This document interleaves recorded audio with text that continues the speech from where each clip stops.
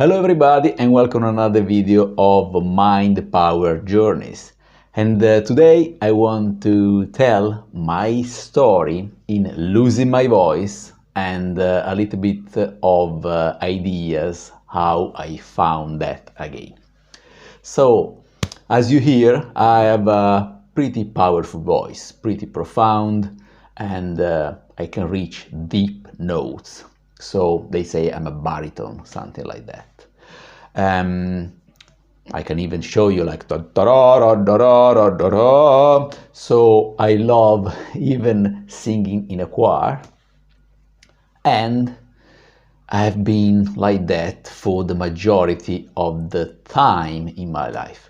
But something happened with work.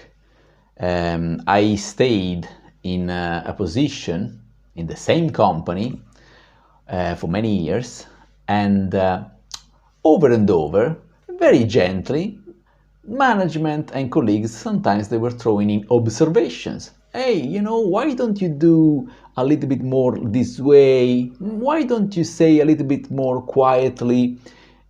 They started to give me, of course, it's work, to give me advice. And I started to slowly doubt my voice, doubt what I was saying. And always afraid, when you work in a sales environment, you're always afraid that either the customer doesn't buy or you're afraid that you might receive a review that is not good for the company, is not good for the management. And, living day by day, year after year in that sort of fear had an impact on my voice. So I started to speak only about things that were facts. I started to avoid personal opinions.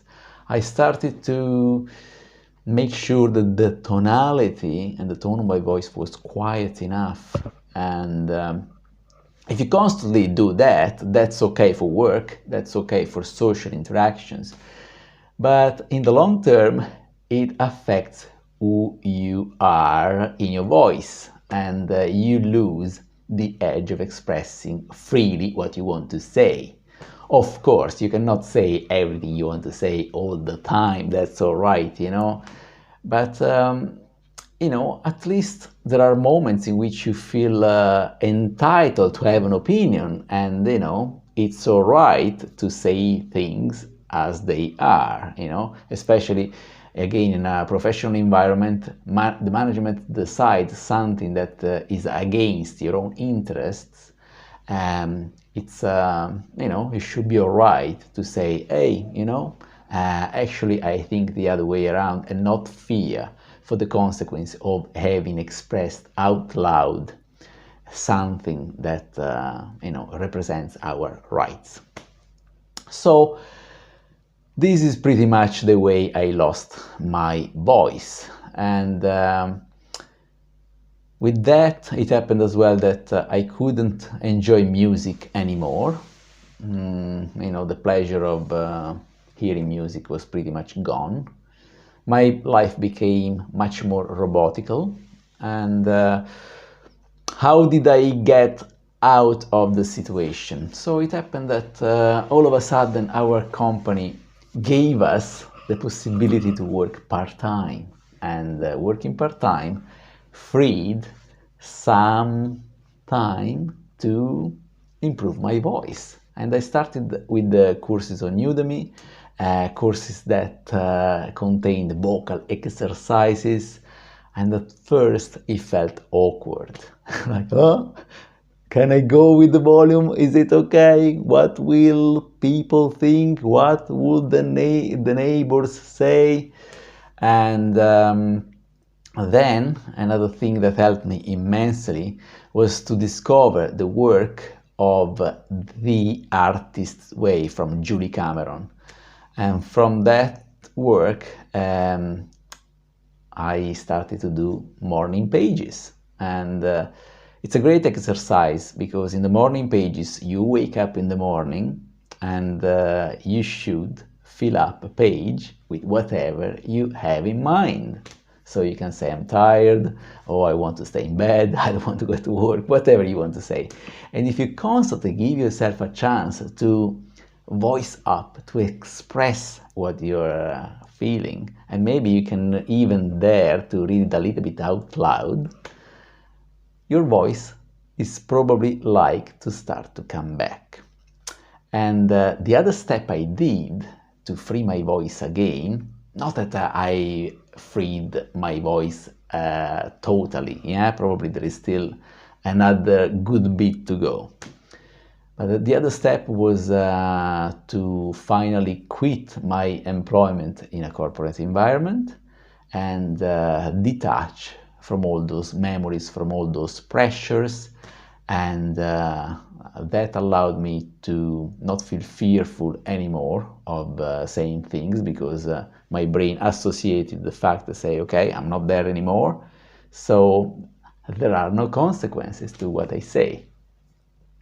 And then I gave myself permission to sing more and more, and another tremendous help was to build a YouTube channel that was in Italian. And this is the second time I try to build a YouTube channel in English, actually the second or third time anyway. They're all experiments. And being consistent on YouTube and even starting to say things that were representing my opinion, not only facts, gave me so much more confidence in my voice. So, if you are in the situation of feeling that your voice is getting weak, that you're getting shut down by other people, by management at work, or by other circumstances in your family, it is time to do something to reclaim it back. The simple way I suggest is to do this exercise of morning pages, where you're free to jot down whatever you feel, especially in the morning. It helped immensely. I don't know the mechanics behind, but all I know that it helps. And this is not only my story, and there are countless of people in the world that find that this approach is really working well.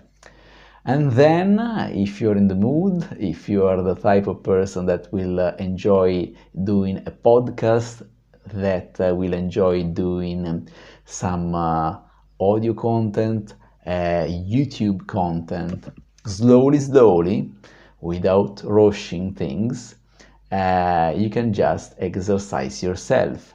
And rest assured that when a channel is new, nobody is watching it. Even the people that they will love to stalk you, they will love to interrupt you.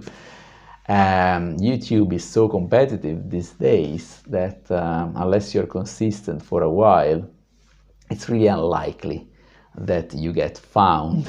And so this gave me a lot of freedom, and it's still giving me a lot of freedom now to exercise my spoken English.